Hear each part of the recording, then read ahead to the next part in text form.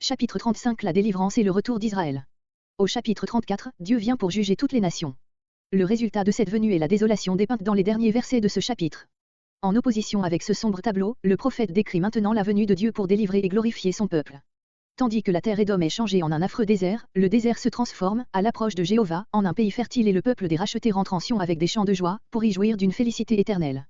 Ce tableau magnifique rappelle ceux du chapitre 11, de Ésaïe 25.6-8, etc.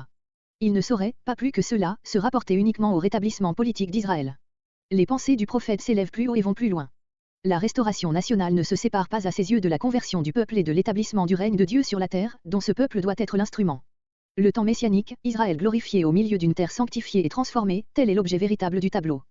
Les splendides couleurs sous lesquelles est dépeint le retour sont donc autant de symboles de l'état parfait, spirituellement et matériellement, qui doit régner ici-bas à la fin des jours et qui est ici rattaché immédiatement au retour de la captivité, parce que cet événement est la condition sans laquelle Israël ne pourrait remplir le rôle qui lui est destiné, d'être l'agent de la réalisation parfaite de l'avenir prophétique. Comparez Ésaïe 41.3-4, note. Verset 1. Verset 1 à 4. Le désert fleurit à l'approche de Jéhovah, le peuple humilié est invité à reprendre courage, car son Dieu vient pour sauver. Comparez Psaume 98. Le désert est selon les uns la Palestine, dévastée par les jugements de Dieu, comparé Ésaïe 33.8-9, selon les autres le désert que le peuple d'Israël traversera pour revenir en Sion de tous les pays de l'exil, de la Mésopotamie, de l'Égypte, etc., comparé Ésaïe 11.12, Ésaïe 11.15-16, Ésaïe 27.13, ce dernier sens paraît plus simple. Verset 2. Liban, Carmel, Séron, endroits de la Palestine célèbres par la richesse de leur végétation, le prophète les choisit donc pour donner l'idée d'une fertilité extraordinaire. Le désert reçoit cette brillante parure pour célébrer dignement la présence de Dieu. Il, le peuple des rachetés, versets 9 et 10. La gloire de l'Éternel, Jéhovah lui-même apparaissant au milieu de son peuple. Le salut messianique est présenté, ici et ailleurs, par le prophète comme la suprême apparition de Dieu sur la terre, voir Ésaïe 40.5, Ésaïe 7.14, Dieu avec nous, comparé Malachie 3.1. Verset 3. Fortifiés, dites. Cet ordre s'adresse aux prophètes et à tous les serviteurs de Dieu, ils auront dans l'exil la mission de ranimer la foi du peuple, mise à une rude épreuve par les souffrances de la captivité. Allusion à ce passage Hébreux 12.12. Verset 4. Vengeance, revanche, comme Ésaïe 24.8. On peut, dit Calvin, objecte, en quoi cela nous regarde-t-il, que nos ennemis soient punis? À quoi cela nous sert-il? Devons-nous nous délecter des souffrances de nos adversaires? Le prophète ajoute, cela arrivera pour notre salut, car la vengeance que Dieu tire des impies est étroitement liée au salut des fidèles. Le jugement des oppresseurs et la délivrance des opprimés sont inséparables, aussi, même dans le Nouveau Testament, le peuple de Dieu peut-il attendre d'être vengé de ses ennemis, Luc 18.7. Verset 5. Versets 5 à 10. La délivrance opérée par l'Éternel et le salut parfait accordé aux élus, ils sont délivrés de tout maux, comblés, de tout bien, un chemin réservé pour eux seuls les conduit sûrement jusqu'au séjour du salut. La description a un caractère symbolique. Plusieurs des traits de ce tableau se sont réalisés à la lettre dans le ministère de Jésus, de manière à le désigner clairement au peuple comme le Messie, voir sa réponse au doute de Jean-Baptiste, Matthieu 11.5.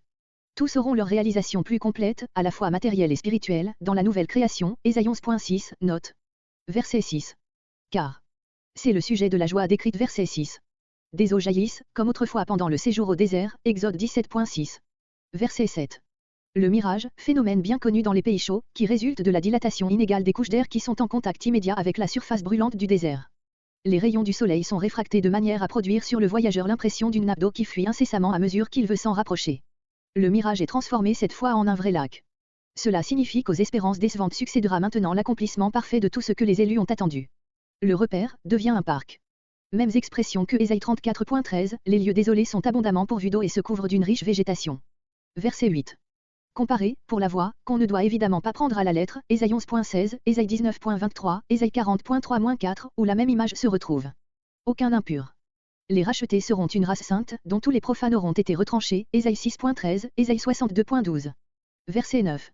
Comparé Ésaïe 11.6-9.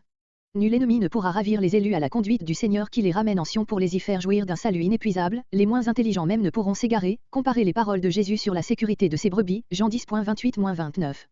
Racheté. Car Israël a été vendu aux païens, Ésaïe 11.1, note, comparez Ésaïe 50.1, 52.3. Le mot que nous traduisons par racheter exprime à la fois les diverses notions que nous rendons en français par venger, délivrer. Verset 10. Reviendront, en Sion, comparez Ésaïe 26.1-2. Couronnera leur tête.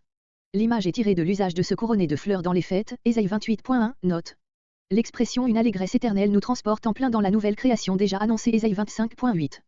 Comparez Ésaïe 51.11, où notre verset est reproduit textuellement, et Apocalypse 21.4-6. Les promesses de ce chapitre se retrouvent dans plusieurs des discours de Jésus, prises dans un sens spirituel, il semble être dans l'Ancien Testament l'un des points lumineux sur lesquels aimait à s'arrêter la pensée du Sauveur.